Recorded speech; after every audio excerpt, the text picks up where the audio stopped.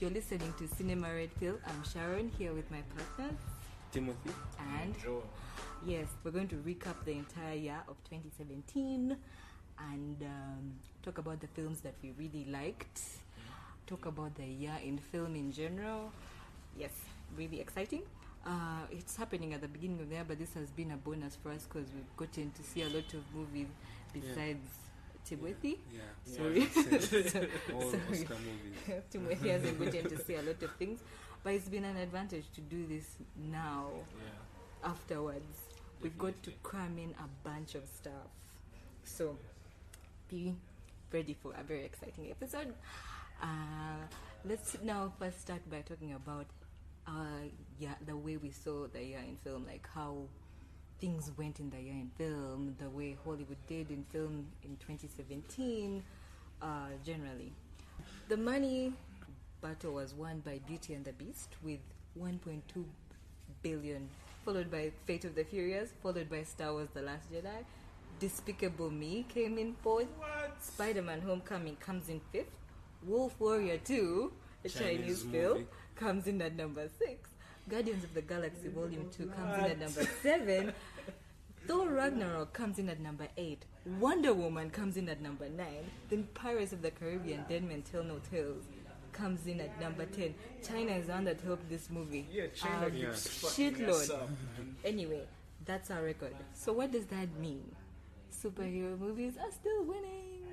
Yes. Because we have 1, 2, 3, 4, just 4 movies. How many of those did you watch in the cinema? This all in all the of this, cinema, the top I 10. saw Fate of the Furious, Last Jedi, Homecoming, Guardians of the Galaxy Volume 2, Thor Ragnarok, Wonder Woman, and Pirates.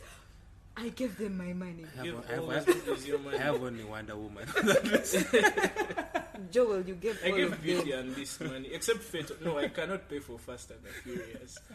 Didn't you give Despicable Me your money? No, I did not. I am not a fan of Minions. I want them to die. That's dark, man. Shit.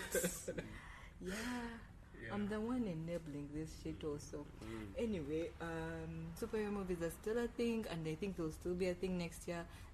And the thing about these movies also is that they had some of the highest ratings too.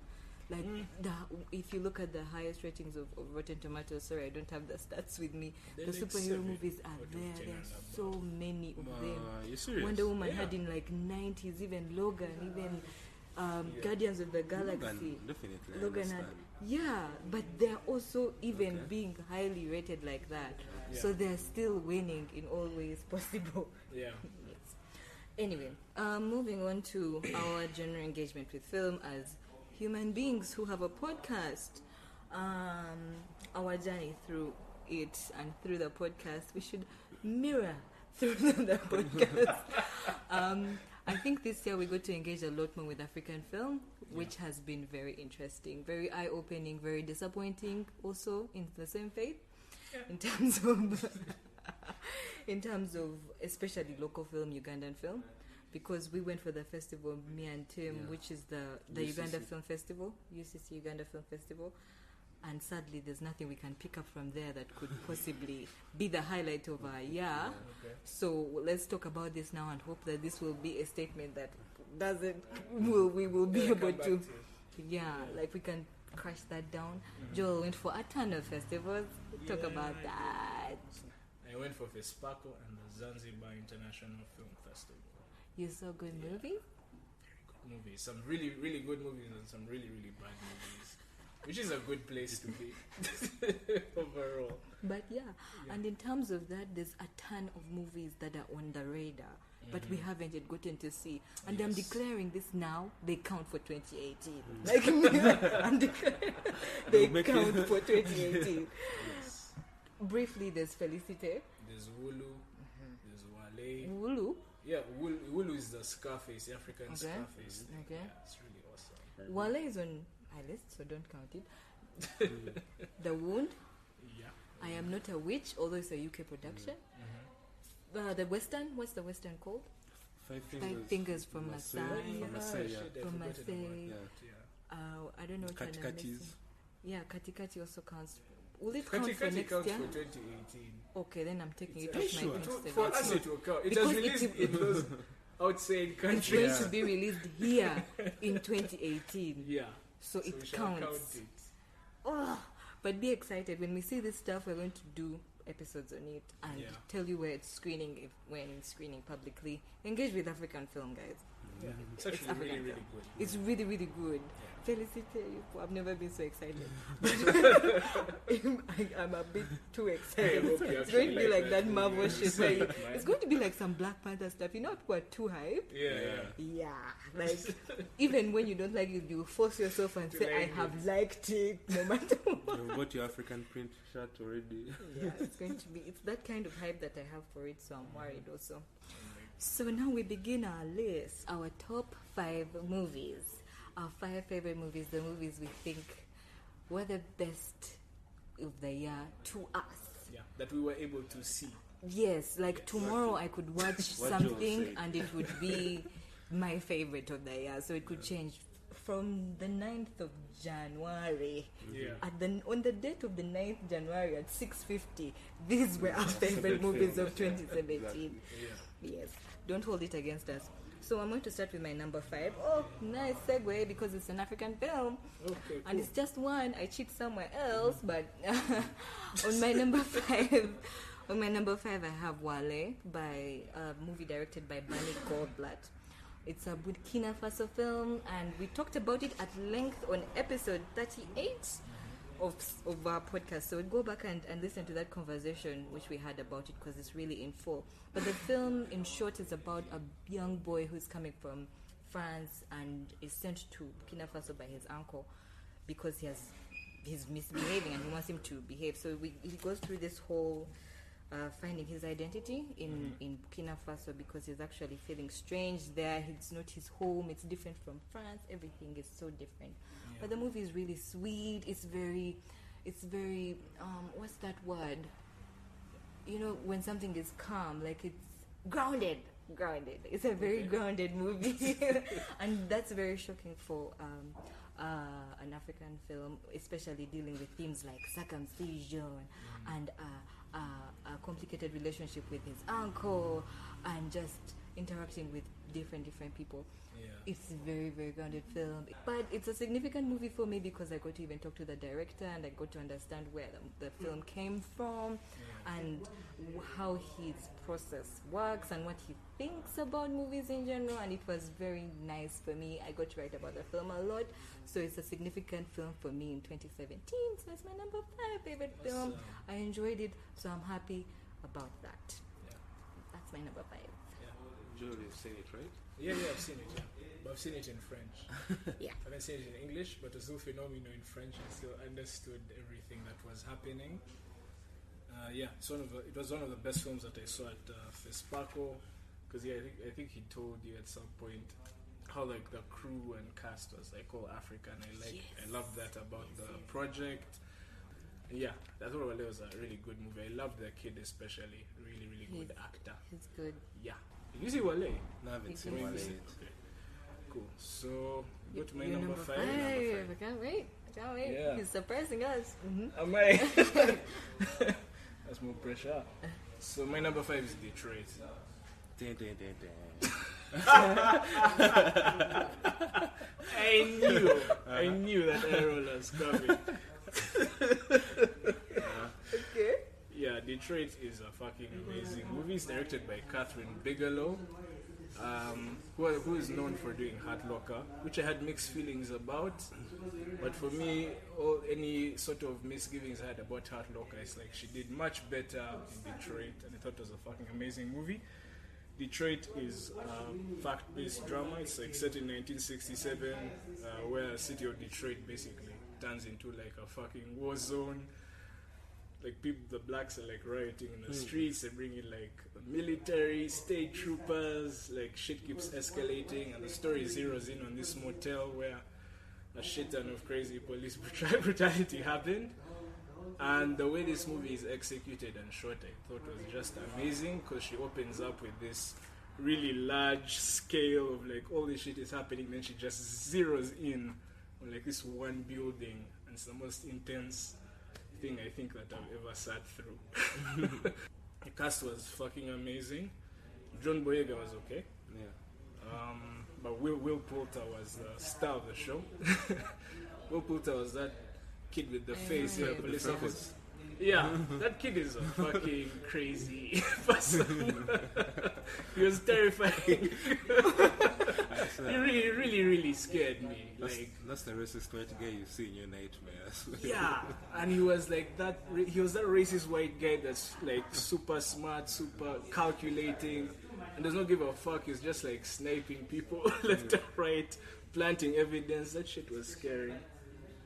Anyway, yeah, I can't recommend this movie enough. If it wasn't for the other movies on my list, it would be my number one. I really loved it that much. Yeah, Catherine Bigelow did good. So Sharon, tell me what you thought. No, Is it let on me your go. list? Let me go. So you can go first. It's not there actually. When you see, I crossed it right here. You see? Oh, Bambi. But the thing is, I really like this movie too. Like as Joe said, the reason why I think it's a bit different is because it gives you like more of a heightened sense of that situation. Because most of the movies I've seen involved in like police brutality, probably like slow burn, like say, what's the Spike Lee movie? Do the Right Thing. Yeah, Do the Right Thing. Okay. Kind of racial injustice movies, tension movies, usually have that slow burn effect, which usually culminates into like some big event, either shooting or a riot at the end. But this one actually begins with the riot and just, as you said, zeroes in into this motel, the Algiers motel. Yeah. And it just lets the events unfold in front of your eyes, and you're just seeing what it's like to be dehumanized Yeah. at the hands of, say, a racist policeman in America. Yeah. Sharon? Yeah, so I was the one rolling my eyes.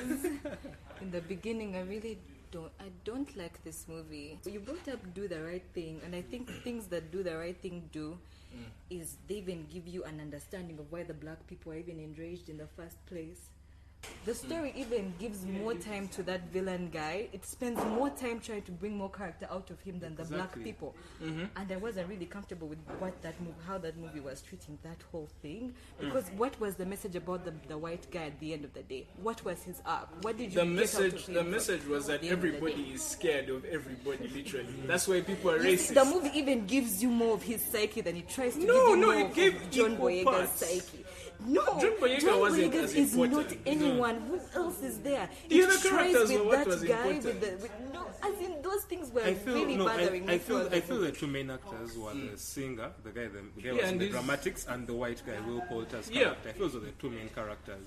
found And that again, because you're saying like it doesn't show like make you understand the black characters, but I think by showing it from the white guys, actually showing their brutality in full It showed view. the full thing. It actually makes you understand more. Even the of white guys that conflict. like wanted to do good, but then when it came down to it, didn't stand up for black people. Yeah. Which Like amongst their friends, but then in hiding later, like I liked the dynamics of that because that's actually how complicated the issue is. the way the movie presented its politics, I just didn't think was I think the movie pretty much right. It didn't work for me. It didn't give. I didn't feel the message, which it was. I I felt didn't it feel the so message. hard And with this is them what even these movies losing do the for you, court. right? They give you some sort of message. Yeah. Even though they're politics, you don't feel like if they're trying to make me feel like, but I didn't feel that message. Tim, go to your number 5. My number 5. Okay, I knocked off Detroit because of this. It's called Whose Streets. Have you watched it, Sharon? Hey, I give it to you, the Yeah, the documentary. I haven't documentary. yet seen Yeah, it. it's also a documentary basically about police brutality in the US, though I thought it was a bit more contemporary. That's why I chose to go with it as my number 5. So, Whose Streets was directed by, she's Egyptian American, though I think she's more American. She's called Saba Folayan, and she conducted this documentary with a person from St. Louis, Missouri, where these Ferguson riots happened. So basically, this documentary is just documenting the killing of Michael Brown at the hands of a police officer called Darren Wilson, and then showing the ensuing ruckus that goes with that. Because there's a very, I think 2014 was the year of the Ferguson uprising. There was serious looting and all that. So, in reading about this movie, I read that initially the director, the chick Saba for Lion had gone there to like document for some print media house, but then she realized that when they were seeing what's on news, and even they highlight that in the documentary, that what they were seeing on the news was more of like people are looting, they're destroying property, all that kind of thing, and they weren't really showing what's happening on ground. So now her and this guy called Damon Lewis decided to make this documentary. So they basically got footage from people's cameras, people's phones, and basically edited that together along with some interviews of the key players in that whole Hands Up protest and Black Lives Matter, basically. So, and they also one of the best things about this was the footage that they got of the actual uprising, because the deployment was heavy. Like, I'm sure you've seen in Uganda when they deploy police in Uganda and this tear gas. I'm sure you didn't see that in the news when it was about Ferguson, because that's what it was. It was an actual war zone. They had to bring in the National Guard and all that, and none of that was put on TV. Yes. You haven't seen it, though? I haven't, yet I gave it to you. I'm shocked.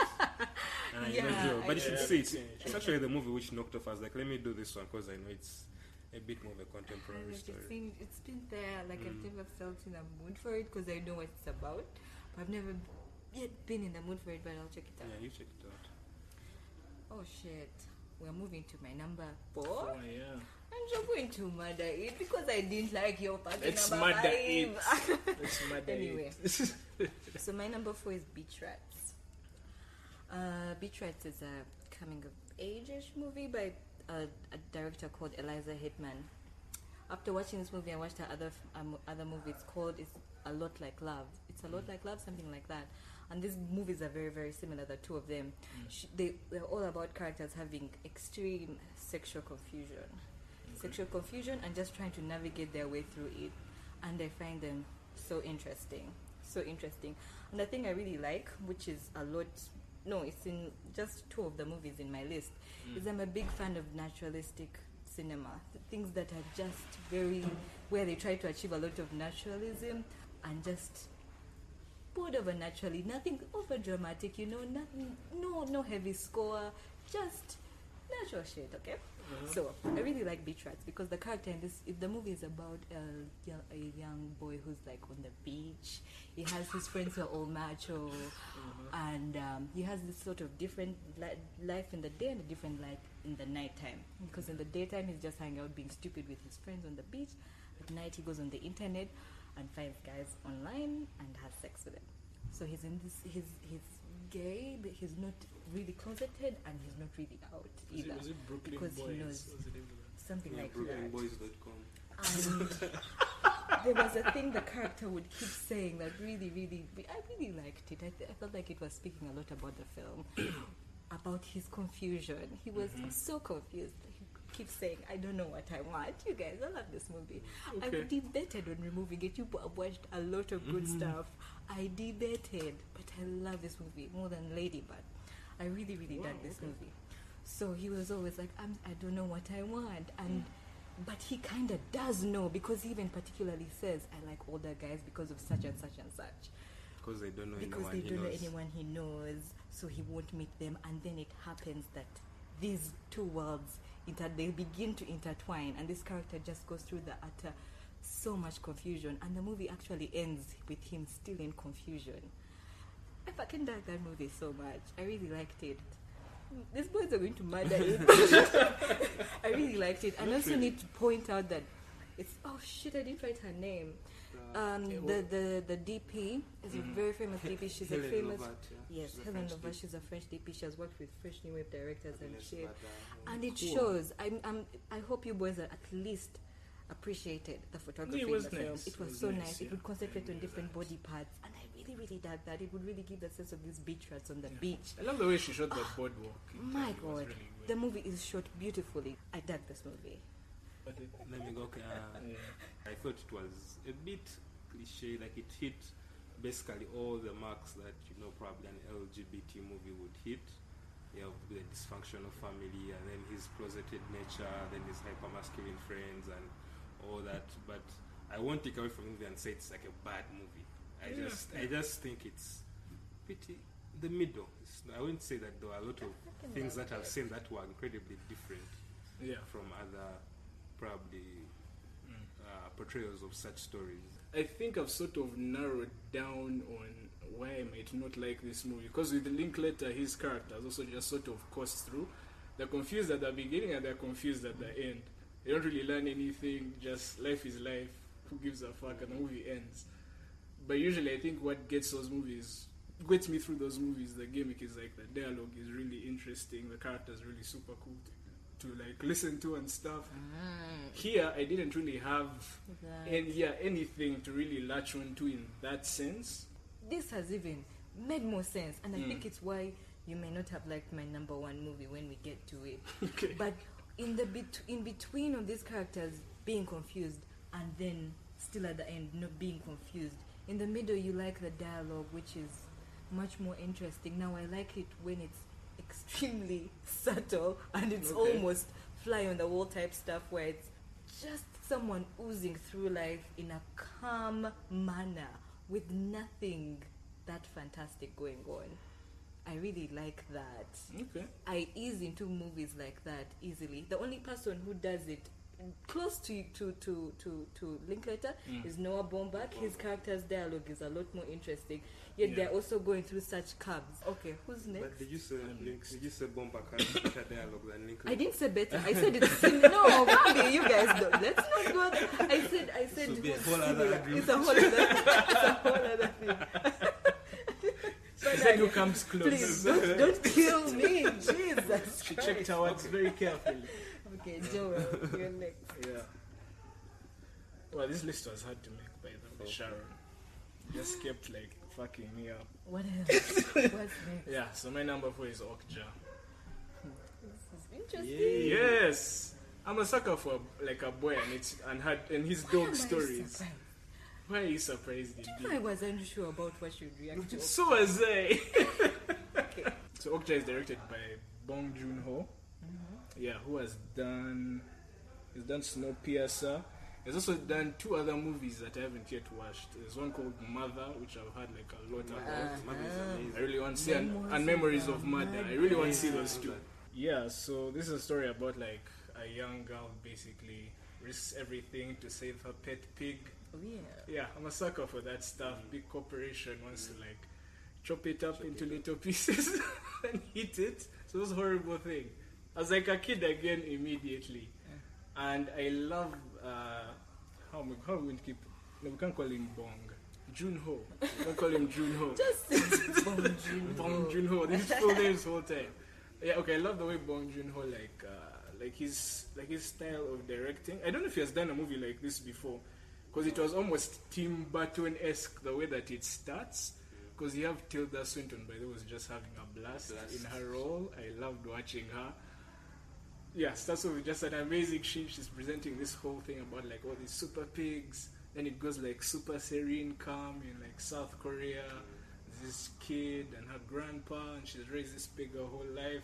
And I think we spent like a good 20 minutes or so on just her and the pig, which is beautiful. Enough time for you to fall in love, and then they take it away. And I loved how fucking like the very determination of this girl, like in terms of the lengths she went to. Like she wanted to fucking run to the capital city at some point, which she kind of does eventually. But I loved because it's always tricky when you're pitting a kid up against like adults, especially of that level. Like adults in an action films, like we just walk in and kick ass, but here it's like a kid. This kid is like running into glass doors and shattering them. She's like jumping off on fucking trucks. Those action sequences. Yeah, it was so intense. And then there was that group, the animal rights group, was so hilarious. Oh, Animal Liberation. Yeah, the Animal Liberation Front. I don't know the actor that plays the leader, but he was amazing. Yeah, he's amazing. And I was happy to see. I was happy to see. What is it? Steven. Yeah, Steven Yeun. Yes, from Walking Dead. I was happy to see him there. I thought it was perfect. They cast him in a South Korea, sort of America, sort of crossover thing. And I really hated Jake Gyllenhaal at that moment. Jake Gyllenhaal was awesome. I like seeing him do crazy I stuff. know. I liked him in this role. It was very amazing He was role. just, by the- he was pretty much going full on Johnny Yeah. Depp, just doing whatever the fuck. When I was debating on what to take off, what to not, I remembered I was not on the ride with Jake Gyllenhaal's character. It is one of those things you're either in it or you're Yeah, not. you're not. I was not. I'm like, Body language. I wanted to Wait. get it. I failed. I'm always happy to see those big actors just having fun in a role, just like being comfortable and doing whatever. It's fun. He was having fun and they had fun. Okay, your Okay. number. My number 4 is by another Korean American guy, Kogonada. The movie is Columbus. Oh my god. That's why I was when asking you about you saying Noah Let me Baumbach just has tell you better this. dialogue than There's Nick when Levy. I was going to tell you that Timothy, this is the movie you direct. I swear, if you watch that movie, I loved I even was laughing. like this movie. You can I don't know. I think because he has a background as a video essayist, Yeah. and you can clearly tell he has studied people's stuff. Like because I was reading on the internet, like he has done video essays on Wes Anderson, Stanley Kubrick, Nice. Ozu, Yeah. Bresson, those kinds of guys. Yeah. So just watching the movie, and let me first go back a bit. This movie I feel it's very close to Linklater's movies. Basically the Before trilogy, the whole thing of two people who just find themselves and actually make a connection Very similar. and just talk and discover things about each other. Yeah, and Nice. the main characters, there's John Cho, you know him probably. I think his most famous movies might be those Harold and Kumar movies. Those might be his biggest flicks. Yeah. It's also in Star Trek. Star Trek, yeah. Yeah, As yeah. Cap- it's Sulu, is it? Sulu, Yeah, Sulu. So John Cho, then there's a younger lady, Hayley Lou Richardson, who I've seen in indie flicks, but she's always been having supporting roles.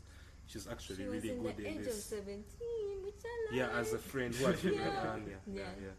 yeah. So anyway, the story follows an older Korean American guy called Jin, who's in this town of Columbus, Ohio. They have gone. His father is in a coma, so he's basically stuck in the town. He has nothing to do. So he meets. Doctor meeting over a cigarette, right? He meets other chick who's like a tour guide, and she's like a Columbus native, and she knows so much about the architecture of Columbus. That's basically what she goes around showing people. And they basically strike like this friendship, and the girl also admires this guy's dad, who is already in the coma. Yeah, and they kind of hit it off, and they keep meeting and having these small conversations about architecture, their lives. Yeah, about the director himself, as Sharon was saying, the way I could tell from the very first frame how symmetrical The everything first is. shot of the movie. Just you the way know. everything is composed, Yeah. everything is staged, the way the colors. Like I'm like, this guy is just. Jesus It Christ. was too meticulous. Yeah. Like you can't miss it. You know, there's when you see stuff afterwards and you're like, oh, I didn't know someone was trying to do this with color, but Okay. this was so. Calls attention. Yeah, to it, probably you might say it's on the nose, but it actually works for like even the city itself, like Columbus, with all this great architecture, and they're trying to show like this small town, everything is in place. So definitely Columbus So, yeah, was my number 4. sounds fantastic. I love That man's shots are so calculated. Exactly, He yeah. frames Something. things in a picture with the architecture. So now on to my number 3. My number 3 is a tie between two movies which I'm going to classify as both horrors, although it's debatable to call them horrors. And one is Get Out by Jordan Peele. The other is Raw by Julia Ducournau, something like that. She's a French film director. So, Get Out is Get Out. I swear, I don't think I'm talking. I don't think anyone has not heard about Get Out or probably watched Get Out, but Get Out is Get Out, and Get Out is one of the best movies of the year. Few things can be said about Get Out, more than we said in episode 35 of Cinema Red Pill. If you want a lot more in-depth discussion, please go back to that episode. We talk about, we dissect Get Out, and then we talk about Split also by Shyamalan. M. Night Shyamalan. Very good films, but I really love Get Out. It's a clever film. It's a clever film. I don't even want to talk much about it because we've talked so much. There's so little praise that can be said anymore about Get Out. So I'll talk a bit more about Raw. Raw is a coming-of-age drama which is about a female girl, a girl who goes to college to a veterinarian school. she's a vegetarian herself. Her whole family is vegetarian, and she gets into the school where her sister actually is also. Mm-hmm. So when she's in this school, they have this whole tradition where the student has to eat like rabbit what was it, like rabbit kidney, and once she eats the rabbit kidney, she gets a taste for human meat, so she becomes a cannibal. You're like, so she gets a taste for meat. Said cryptically. Okay, she first gets a taste for normal meat, then she gets a taste for human meat. But anyway, it's this whole story of getting into cannibalism, which is intertwined with the coming of age story, because it's also a huge drop of sexual exploration and awakening of some sorts. I really dug this movie because of how it would shock me. It would keep shocking me. I like how it used a lot of body horror, because there's many scenes where she has like a skin disease, and then she has the scabs, and then of course there's the eating of the skin, and then there's actually the most disgusting scenes, which is with hair. It has something to do with hair. I don't want to say what they do with the hair, but there's a scene with hair. That body horror was really, really fascinating to me, but just the mix of the two things, I could not believe I was watching a movie about cannibalism that was also mixing it with sexual awakening. You guys, I love the dynamic with her sister and her family. I liked what they had even with her roommate, who was a contrast of who she was sexually, and he just didn't give a fuck. He was so different from her, and then he's a gay guy, but then they have sex and it makes sense, you know. This movie is weird. I must warn Joel, you guys are the first to be okay with it. I think we're weird together, because other people were not amused by my jokes. So just about the movie. They really didn't like the movie at all. Nick did not like it. Yeah, he texted me, your movie, it even disturbed me for, like, he really hated it. He really hated it. That's a good movie. Yeah. The movie actually disturbs He really hated it. This is like, that was too much for me. My sister was annoyed with me. Even she's like, she even first gave a break for the movies I give her. So if this sounds like something you would engage with, please go for it. If it sounds too weird, don't. Don't, because it's weird as fuck. I was watching and I was just like, my God. Yeah. Babe's brain is dark. I really wanted to put it on the list, but it couldn't make it. Yeah, but I knew you'd put it on, so we'd get to talk about it. But yeah, this is the most sexy cannibal movie I've ever seen. That's okay. Yeah, because it's just oozing. Like, sex is like literally in every fucking scene, and especially love, like those underground nightclub scenes where like the most fucked up shit for me happens in that nightclub. A lot of really fucked up. Like there's just random shots of people doing some really nasty shit that we just sort of brush over and continue, and I was like, what the fuck is that? It's sort of I think this is the only film this year which I've clapped for in the middle and the end. I love it that much. Because it was just beautifully executed, like it's just so on the symbolic level and just the primal level, whereas just in everything was executed perfectly. I love this movie. It would be. It's amazing. I even want to make it my number one. You're so big. Amazing. So it's you next. Yeah. Oh yeah. My number 3 is Logan. How far it has fallen. Poor Logan. Yes, my idea was the only one who was going to put it on any list now. So Logan is the third entry into the Wolverine trilogy. It's James Mangold's second Wolverine film. I looked into his other films that don't really, not really. Walk the Line is nice. I'll try and watch it again. But I'd say this is the first one of his then that I've watched and like really stuck through. The Wolverine I watched because I had to, but it had its issues. But this I feel like he finally peaked and made something that was like super super artfully done, and like really good. Elevated the superhero genre I think to something new. Basically, this story is set in a post-apocalypse. Logan is taking care of Professor X. New mutant pops up, and then they sort of get back into the game to save her. It's a western, which it already won me over with that. And yeah, Wolverine is dealing with age. He's dealing with loss. There's like all this big theme of family. You have Daphne Keane, who's like a big fucking standout in the film. Who I wanted to be nominated for something somewhere, but doesn't quite look like that's happening. Yeah, but yeah, everyone's fucking great in this movie. I didn't expect this movie to be as good as it was, and almost felt too good for the genre that it was in, and the films that were behind it. But I'm glad he wrapped it up in a way that no one could fuck with what he had created in that world. And yeah, it was a fucking amazing movie. I think, I don't know, episode whatever the fuck, if you want more. Oh, yeah, whatever. But we did only for myself. Yeah, we did a Logan episode. We did a Logan episode. Just scroll look up. through, we talk about that length. Yes, at full length. Yeah, that's my number 3. Yeah. Is it still on your list?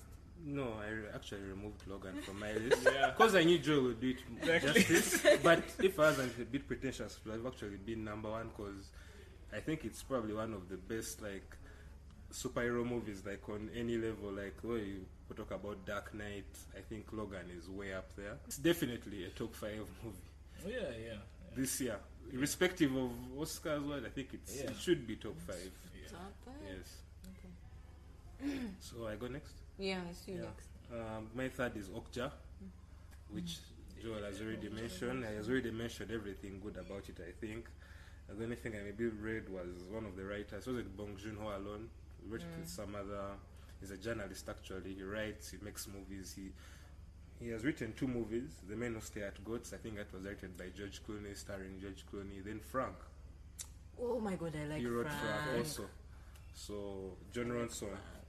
I think the most interesting thing for me in this movie was how the idea seemed so good on paper, like how she was trying to say that we shall cure human hunger, all that stuff, food security basically. Exactly. But then you don't know what's happening in the... You don't know if your food security is actually affecting some other kind of species or something. The thing is that objectively it's still good on paper. Yes, on paper, It makes sense, like, on that logical... Yeah. A more colorful way, I would say, with the performances of Jake Gyllenhaal, as you pointed out. Tilda Swinton. Yeah. She doesn't like Jake Not a fan. It was one of those movies that I really loved this year. I enjoyed them. Paul Dano, amazing. Yeah. All the other characters. So we're on to number 2. Yeah. My number 2 is The Shape of Water.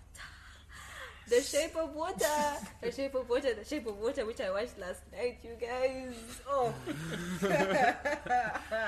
Shape of Water, directed by Guillermo del Toro, one of the 3 amigos. You guys, this movie is the fairy tale that we deserve. Oh my god. So Shape of Water is about a mute girl who is working for like a corporation, a government corporation. She's the cleaning lady, and that corporation is headed by Michael Shannon. So Michael Shannon brings in the fish man, the amphibian man. He brings him in, and then she forms a bond with him. This movie sets up things so. Timothy, you better like this movie. You better like it. I need a fellow person to geek out on this shit on. Because that movie is fantastic. That fishman is beautiful. You people, I just want to keep looking at that fishman. You could, there's definitely CGI in that man, but you could not see the CGI, you guys. That amphibian man is amazing to look at. And then they form a bond with the mute lady. So the 2 main characters of the movie do not speak, you guys. And it is magical. So some person would like God. the BoJack underwater episode. Let me just say that. Put that out there. Screw you, Joel. Screw you, Joel. You know how in King Kong they insinuate things. This movie goes there. You have no idea. You know, I was It like, goes all the way. what is happening? It is the best. It is a great adult fantasy movie. You know, it's like getting Sleeping Beauty and making it for grown-ups. You guys. Very, very. Guillermo del Toro. And What's he's this the movie's only rating, by person. the way? I Because I've never it's known not Del Toro R, to do it like can't really be. adult content. Like his stuff is a bit. It has to be an R. It has to be. It really goes places. Inside of 5 minutes, it's a hard R. So That thing killed me. Inside of 5 minutes, there's like ferocious masturbation. The chickens. what was hilarious for me is that I was just thinking about it. It before was happened. ferocious. Like the chick is going hard at that shit. Every day, every morning before she goes to Morning. And then there were certain things that were actually, I hope I can notice them so much more on second watching, because even my number one movie, I barely noticed those things, but on second watching they were blatant in my face. Yeah. But there were some shots that were amazing, especially they had this thing they were doing, moving from one story of a building to the bottom of the building. Yeah. Whoa, wasn't that magical? That's true, yeah, it's just in the background. you barely And this notice scene has this movie has a Jake Gyllenhaal. It has a thing it does that you're either in it or you're not. You know what I'm talking about. And I was in it. Hey, you guys. Can't wait. Please to see. like this movie. I can't wait to see. Joel, what did you think of the movie? I really liked this movie. I don't know what you feel, but you're at some other level. But I actually really loved the movie. Not as much as you, but I really loved the movie. Amphibian man. Yes. The film Beyond Man was okay to me. What I loved more personally was just visually the world that Guillermo created. I just like the first scene with like the floating furniture. Like that just opening shot. Oh, that was nice. I was really in love. Just the track through the corridor and everything. The way he directs everything, the sets. I like the black and white TVs. It had a very old world feel to it, and it's like set in the 60s. I fucking loved that era. And yeah, luckily I went into this without knowing who was cast in it or whatever, so I was so happy when Michael Shannon showed up as the villain. Oh, really? Yeah, because I've missed him so much. I've been a fan of his since like Boardwalk Empire. It's like he sort of entered movies and sort of went downhill, so I'm so happy to see him doing his thing. I dug the mute character. Oh, she is That's great. Sally Hawkins. Yes. So anyways, yeah, it's a brilliant fucking movie. Everybody should see it. Yeah, Okay. Cool. This is dope. Who's next? Joel. Yeah. Yeah, my number 2 shocked me. So Call Me By Your Name. Who knew that I would not be the only one with a little gay romance? Yeah, but like done right. For once, For once. Oh god. Yeah, this was done by Luca what? Something. Luca Guadagnino. Guadagnino. He's an He's Italian. Italian. Yeah, I'm just gonna call him Luca. Yeah. This movie was artfully done. This is a summer love movie. Probably the best I've ever seen in my life. It's like set in like so Let me exclaim in the sugar. So that's how you know. That's how much you surprised me. First of all, it's set in Italy. That was a big win for me already. Super in love with that environment. Perfect setting for romance to happen. And you have this kid, what's his name? Timothy Chalamet. Yeah, he's fucking great in the movie.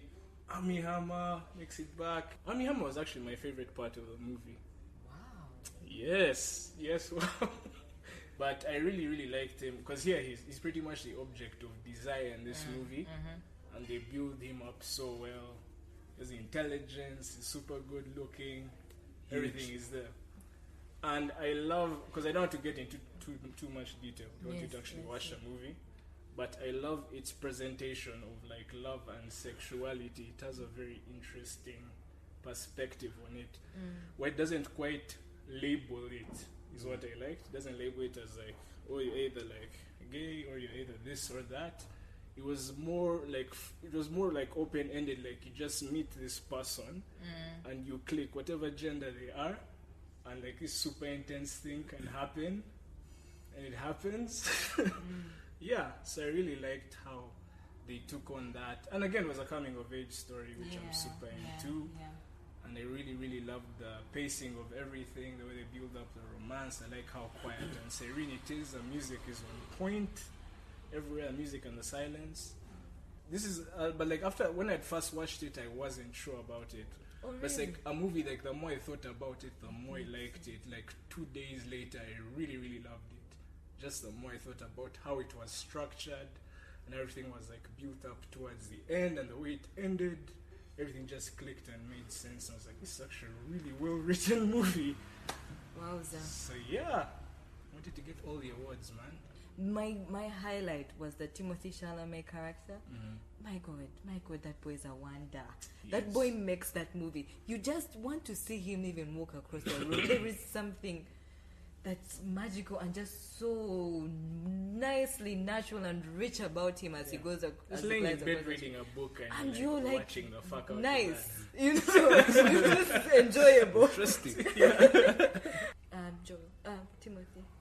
Okay. A movie which will probably make it to your worst lists. Mother.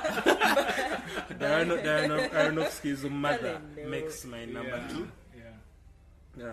This movie, described as a psychological horror film, stars Jennifer Lawrence, Ed Harris, Javier Bardem, Michelle Pfeiffer. That Yes. white girl. There's Domhnall Gleeson and Brian Gleeson. Shit, yeah. They're actually brothers. Yeah, in the The guys who The kill guys themselves who are are actually brothers, and their dad. You know their dad? Brendan Gleeson. I knew that. I knew Today. Brendan and realized I Jomo, didn't but not I didn't know that those were his kids. Anyway, this movie follows like a struggling poet in his newly renovated home with his younger wife, and their life is disturbed by these guests that they get in their, I think I should say their special place, like they're isolated from the rest of the world, and they suddenly have guests. yeah. This movie, I know I've seen the reaction online and all that. I know that people who hate this movie, and the and those people who love it. I know yeah. that's pretty much the thing I realized about this, and Yep. I think I would start from probably where people hate it, because I think even just because I tried to do my research and I tried to listen to like Aronofsky's, I listened to him on Mark Maron's podcast, and then when I was hearing, probably I understand. There's a bit of like, there's a pretentious, probably you could say it's pretentious in the way it explains the movie, because you know there are all these allegories. Puts a lot of effort in Exactly, explaining. in explaining, you Yes. get exactly. And that was my biggest problem with him from my research, because there are all these allegories where he's talking about like the movie is about the rape and torment of Mother Earth. Yeah. Basically, Mother Earth is represented by Jennifer Lawrence. You hear that? Then there's the whole thing of the visitors. Basically, Ed Harris represents Adam. Michelle Pfeiffer represents Eve. The kids who come and kill themselves in this guy's crib, Cain and Abel, all that shit. Yeah, and again, there's a lot of this comes from like the book of Genesis. You get so. Yes. For me, and the way I watched it, because I've watched this movie like twice now. So twice. I liked it that This much. movie, good. So I watched it Boys twice. I watched it twice, and then the whole thing. What I even mentioned earlier was like I see it as more of a creative artist struggle. Basically, that's the way I see it, and that's how I appreciate it in that sense as a creator, his muse, and what happens after that. When I see him putting in the things and saying that they're the main thing of the whole environmental aspect, I feel there are elements you can pick from the real story. I don't know why he's The trying poet. to go. You're the poet, yeah, because I feel everything points to just the creative process. The way this guy's a poet. focusing on the stuff around it. Yeah, because I don't think Jesus has ever had writer's block of any sort. I mean, God has never had writer's block of. If he's, I don't think. I liked that. Yeah, but that's why I say this is Okay, more of an yeah. artist story. Like it's the creative struggle basically, and I think showing that Jennifer Lawrence was just one of the women, one of the many muses you had. That crystal you'd get from the arts and put it there, basically represented the process you get. So it's basically a story, the cycle you get. But then when I see him mentioning all these things, I know that's what he means. But again, I see why people would be hesitant to actually believe all that stuff. I think the most controversial part of the film is probably the second, I think the last third of the film. The last 40 The last minutes. third, yeah, the Specific last third. scene in the last No, third. so it's one huge sequence The entire happening. sequence. Yeah. The entire sequence. And even he was Entire just saying fever that dream. that whole thing represents the exclamation mark in the title because it's mother with an exclamation mark. Fuck off. That's what he was saying. Like that. Again, I see what I'm saying. Serious? He's That's what trying he to said. explain That's himself. what he said. That's what he He said. over-explained the movie. You That was the guys. problem. Oh my god. That was the problem. But then the thing is, I feel that was because as I was saying before, it's basically about the creative process. How you come from, you have basically where something is created. Say it's a film, a book, whatever it is, music. You have the small cocoon. Say it's a studio. You create your thing there. Then when it goes outside to the world, it becomes something else. It's torn out by people try to interpret it. You have followers, you have fans, you have all that thing, and it gets all distorted. Now I feel that second part pretty much represented that. Okay. That whole ruckus. I feel it's a very abstract film, a film which, in today's kind of filmmaking climate, is never made. Like, everything is pretty much packaged. It has to be a particular genre, probably a particular theme for you to get traction. Tim, I feel like you either make a people pleaser or you don't. He knew he wasn't making a people. Don't compare it to people pleasers. Like which one? As like, in normal genre films. It's not that, and he knew he wasn't doing that. So don't expect the same reaction. That's what I'm saying. Today, most people make people pleasers. Those two sides have always been there, and they will always be there. There'll always be the art films. There'll always be the genre films. No, but there is the Rose of this world. There's the Mothers of this world. There's the movies we call those classics now. Always coexist. The movies we call classics now and probably grossed a lot of money back then. You can't call a classic now. Are very art house by today's standards. You get? They're extremely art house. Like the ones that are mainstream now, and the movies which are exactly mainstream back then. You get? There's been a completely different. There's been a complete Would Mother shift. have been mainstream then? Yes, it would have been. It shouldn't be this polarized, in my opinion. I think that it should. I think it's polarizing because it was done really, really sloppily. Is why it's polarizing. Because I've listened to you describe why you like it, and that's you really looking at it from a very particular perspective. A very particular perspective. And it was on my first viewing. Yeah, on your first viewing, that's fine. Yes. But when I watched the movie, all I saw was this guy jacking himself off, saying, "Oh, look at all my symbolism. Look at Javier Bardem, he's God. And look at the mother. Oh, look, Adam and Eve just walked through that. Like, did you pick all that up the first time you watched it? Immediately, it was so fucking blatant. You picked up God and all that stuff. All that fucking shit. The minute those two people like showed up, I saw it's like, oh, they can't go into this room because it's a fucking Garden of Eden or whatever. That stuff was so boring. No, I don't think. Poorly. No, now for me, I'm telling you, like that whole thing of the house, me, it was just their relationship. I don't know about Garden of Eden. Yeah. In fact, me, it was the two of them, the creator and his muse, Jennifer Lawrence Javier. So you didn't feel when he like and they begin bringing the room, people. You didn't feel like Garden of Eden shit when he boarded up the room. Okay, obviously. And like, don't go in there and all that stuff. Yeah, maybe there. Okay, now there I see it. I see where it could have. Because no, I feel like that's a bit like the Cain and Abel thing. Something you can infer, but I don't think it's the main point of the movie. Now, Cain and Abel, where do they? Like you get?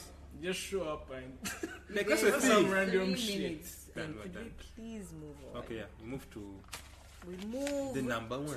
number one. You have to list your shit. Yes. So since we are moving to number one, we're going to list our picks and then talk about our number one. So for number 5, I had Wale. For number 4, I had Beach Rats. For number 3, I had a tie between Get Out and Raw. For number 2, I had The Shape of Water. And for number 1, I have The Florida Project. The Florida Project. Okay, so now I think close my book. The Florida Project is a movie by Sharon Baker. He's an indie film director, and he's so good. He's so good. So he's the embodiment of the. Like fangirling on every movie. He's the embodiment of the particular type of film that I've really liked throughout the year. It's really definitive of what I like with a lot of naturalism. I've already talked about how I dig that shit. And this movie is the best fly on the wall type of movie because you are just watching these little kids glide through their life, and there's so many scenes like the ones that Joel talked about where they carry no weight to the story, but they're just there. And I love them. And the lead character is amazing. Let me first talk about what the movie is about. Okay. So this movie is set it's like, what's a popular place in UG? Which is, let's say Acacia Mall. And then like behind Acacia Mall, there was a place with super, like there was like a ghetto.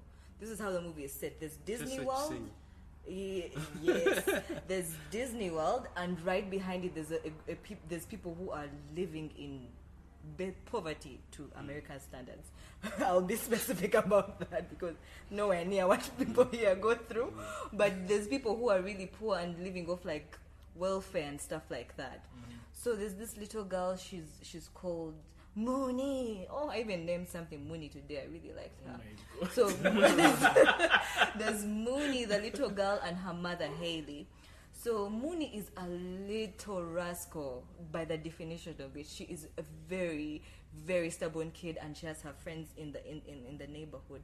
So this movie is just about the two of them, like her and the mother, and her mother trying to go through life with bad decisions. She's an adult. She just makes really bad decisions, and Mooney is just like a nice, innocent child who's a little rascal. So we're seeing this world through her eyes. We're just seeing her through her eyes. And then Willem Dafoe is there as a manager of the place where they're living at. They're living at the Magic Castle, the Magic World. Behind Magic Kingdom. It's a big, nice purple building where they stay, and Willem Dafoe is the manager of that place.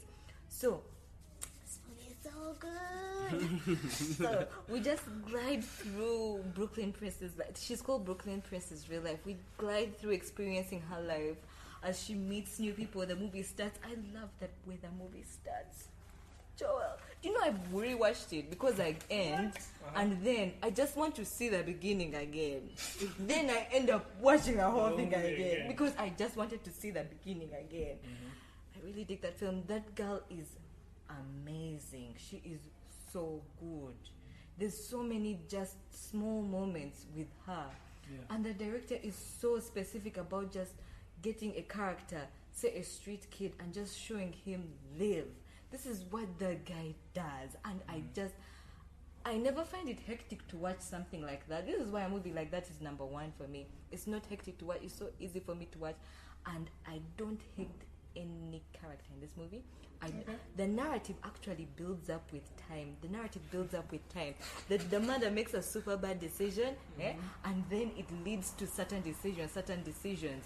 What even makes me like this movie so much more, and this is a characteristic that Shape of Water has, it's just the magical element of it. Because this movie could have ended with the obvious ending. I felt like I knew the end that was going to happen. It reminded me of my favorite movie of last year, Sing Street, which does just about the same thing. The exact same thing of having an over magical ending, which could easily be interpreted as a dream. So last thing I need to say about Florida Project is it's shot very well.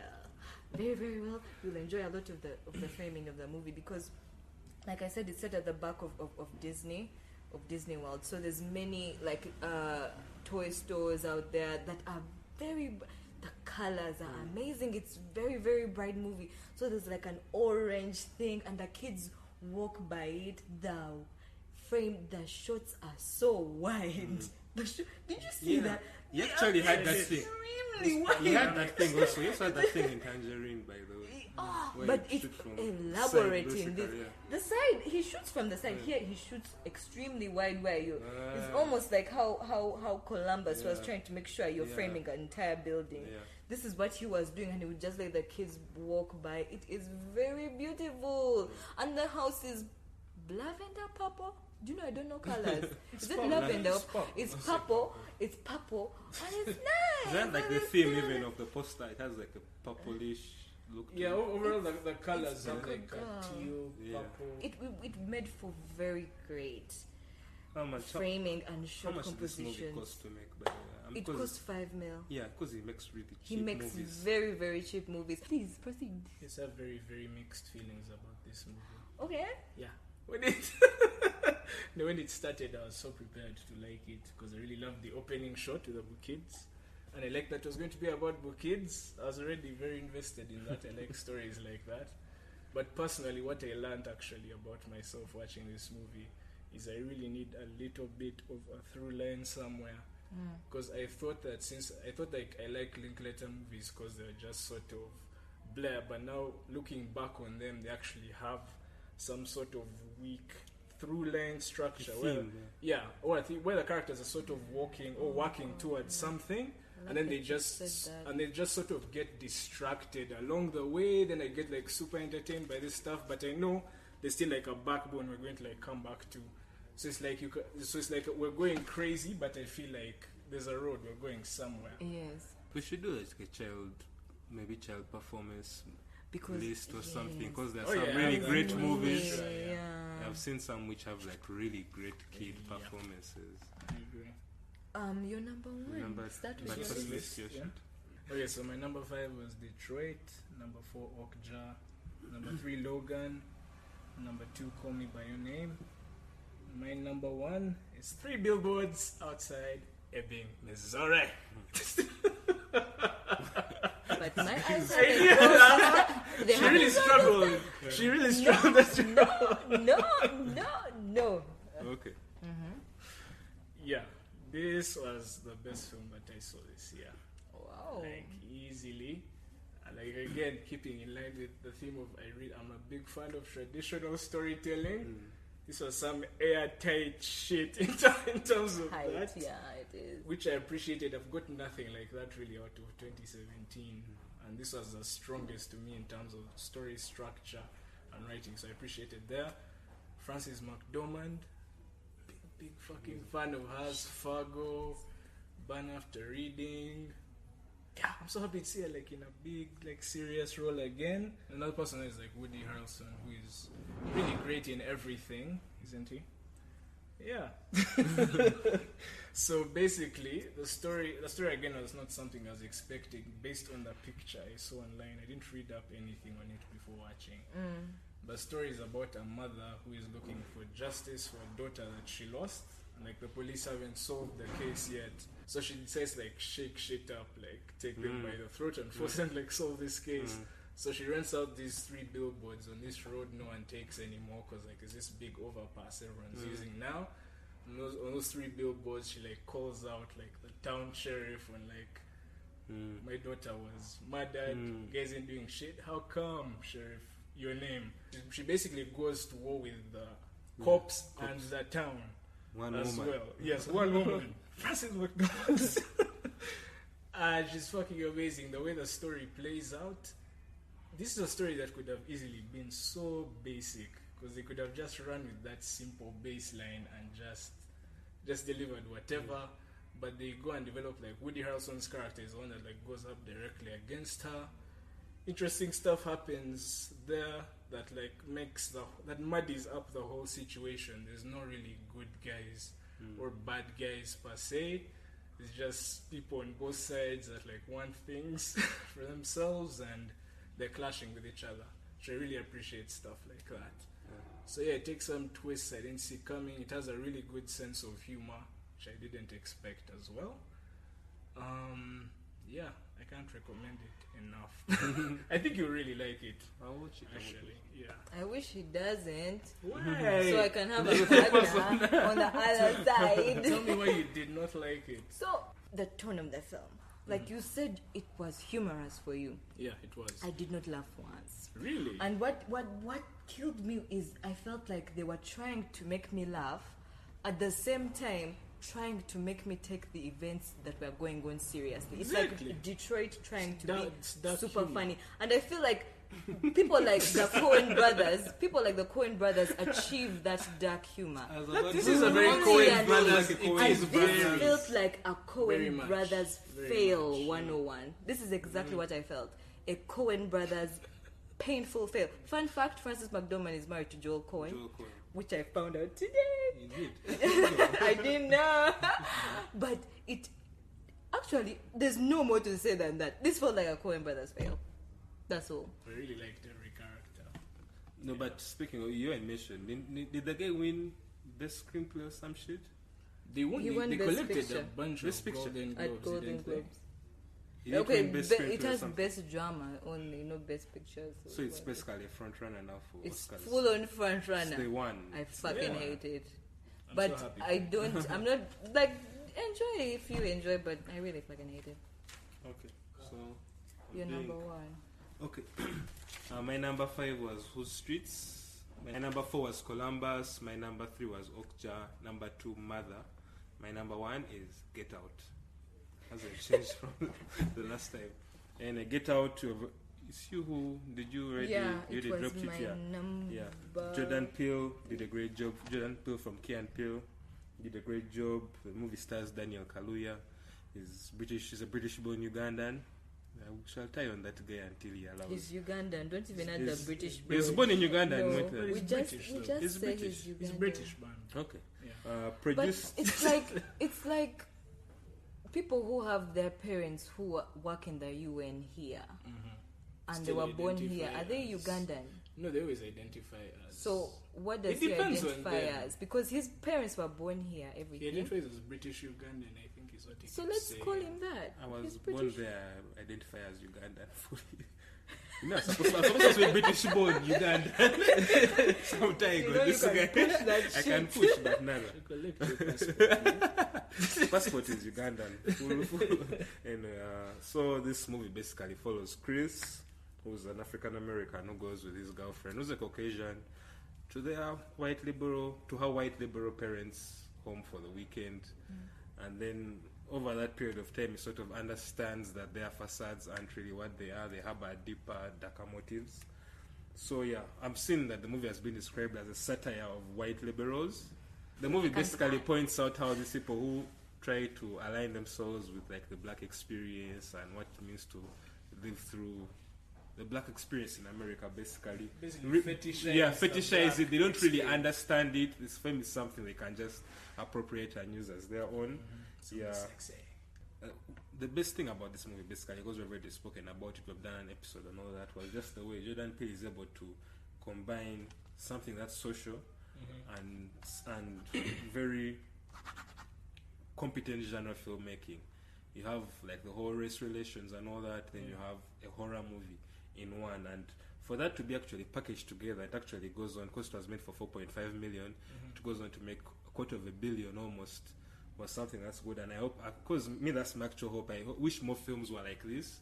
They can be entertaining, but again with like a deeper layer to them. A deeper layer talks about the times we're in and all that. So that's why Get Out is my favorite film of 2017. Of the ones I've seen so far, I still haven't seen many, but this is the one that I'm sure with even all That the others, movie has it will be my to still be in my top 5. Even if other movies, one will be in my top 5. It really stuck with me. Again, we talked about it in episode 35. 35, by the way. So if you want a deeper, more precise breakdown of the film, check out episode 35. Congs to Get Out for standing strong. Yeah. At your number 1. It was again due to lack of exposure. If I'd probably seen Shape of Water, 3 Billboards, I'd probably be on some other different shit. Oh, But I God, think you're it's a going very to solid like movie. 3 Billboards. Pussy Will, it's fucking amazing. No, I want to see, let me- Okay. Now we go to our honorable mentions. We are Yes. limiting ourselves only to Yes, two please. honorable mentions. And my first one is Good Time. Good Time, directed by the Safdie brothers, starring Robert Pattinson, running through New York in one day. It's a hyper movie about him. First starting a robbery and then running through trying to escape it all. One of the Safdie brothers plays Ben Safdie. Ben Safdie Yes. plays Robert So I Pattinson's love this brother. movie. It didn't make it. I don't think it would have ever made my list, but it's a significant movie for me. I think you should watch it because I like it so much because it challenges me into really liking things that I disagree with so much going on screen, because this character is such a bad character. He's not that bad. He's just an anti-hero. The things he's doing are not right. He's doing bad things for the right reason. Yes, but they're not right. They're not right. You guys, they're not right. But Bad things for reasons No. that benefit you. No, He's no, still an no, asshole. no. an asshole. He's selfish. still He an cares asshole. cool about Ben Safdie, but damn. We are not going to get into it, guys. We're out of time. My other one is Lady Bird, because Greta Gerwig is my hero, but she wasn't my hero enough to go in my top 5. Okay. But I love Lady Bird for one thing, and almost one thing only: the mother-daughter dynamic. I fucking loved it. Was rich. I want to stop there. I don't want us to waste time. Joel, what are your honorable mentions? The first is Star Wars because I feel obligated to just put Joel, it in there. it's not in your top 5. It's not in my top 5. That's an So fucked abomination. up. It's not an abomination. There's legit good Yeah, movies. the preferred. Which shows you I'm not as much of a fanboy as you thought I was. That's abnormal. Yeah, and I always even felt obligated because there's films I would have put in Star Wars' place, but because I have that extra, Shout out to I forced it. I opened the back door and let it into the VIP area. So yeah, Star Wars: The Last Jedi is a good movie. Super divisive, obviously, but yeah, it's one of my favorites. I think in the franchise. I think Rian Johnson's a really good filmmaker. My second one is War of the Planet of the Apes. Oh, Bambi, it went down. Yes, that hurt me as well. I really wanted this to be in my top 5. It's one of my favorite of the year. This one was also pretty interchangeable for me with Logan. They kind of deal with the same sort of story where you have an old guard style character. It's also a Western thing. They're going on a ride, but here it's like for revenge. Really, really cool political stuff going on there in the background. It's a really great finale to the entire franchise. Matt Reeves is a fucking master. Andy Serkis is a grandmaster He's a of mocap. Yeah, he is fucking amazing. The things he does in a movie. Yeah, recommend it highly. I have only one honorable mention. Which is? Loving Vincent, directed by two people, Dorota Kobiela and Hugh Welchman. Like, I didn't love this movie as something that is I'm going to watch multiple times, but I was really in awe of the technique in making it. It's an animated film, and it basically tells the life of Vincent van Gogh, the artist, the painter. Yeah, so the whole technique in the film is like, the film is made of 65,000 oil paintings, just rendered and altered for like a digital projection, and maybe they do a bit of CGI to do like maybe the weather and the transitions. But I feel it's like probably a movie that, for its technique alone, is something that should be seen. Shit. Yeah, so Loving Vincent, that's my honorable mention. I feel obliged to put Blade Runner 2049 because we all mildly like it. Yeah. Did you watch Logan Lucky? Yes, I did watch Logan. Did you like it? You liked it. Yeah, it was nice. Yeah, I liked it. But Hello High Water is like... And another one I want But it to was say fun. is Ingrid Goes West. We liked it. Yes, We I liked liked it. Ingrid Goes West. I feel it's a very good, like, I don't know. Again, as I'm saying, about the times. I'm talking about the times. It is It's very relevant for very the relevant. times. Ingrid I Goes West. agree. I think we also all like the Big Sick ish. I loved the You Big weren't Sick. into I it. wasn't so Was into it it. my Me top and 5 Joel already? actually Yeah, were that's into awesome. the Big Sick. Yeah. So those are the ones I want to say. Dunkirk. Just Oh my dropping god! it. yeah, I forgot You're it. Nolan Dunkirk. boy. No, I had to drop it there. Fell out of your top 5. Yeah, it Who fell out did of my top 5 fall? because I don't think the hype that came out with the movie of it's his greatest film. I'm seeing him getting Oscar noms that It's he cute. could have got for other movies. So that, you get, but that's my only beef I think with it. I think it's a good movie, but compared to the other Nolan stuff I've seen, it doesn't top those.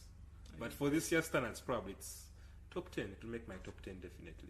I also want to throw in some Wonder Woman for the women out there. Empowered our protagonist, man.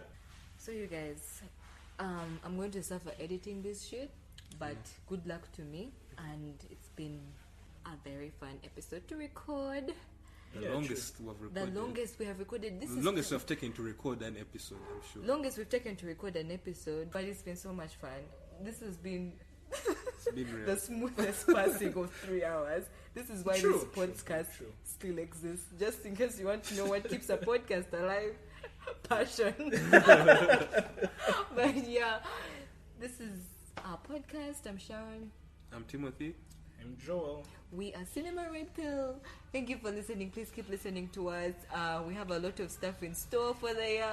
Ton of good stuff is coming. Please stay tuned. Guys, please listen to us. Share us to your friends.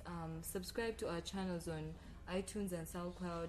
Follow us on Twitter and Facebook to always keep updated on what's coming next.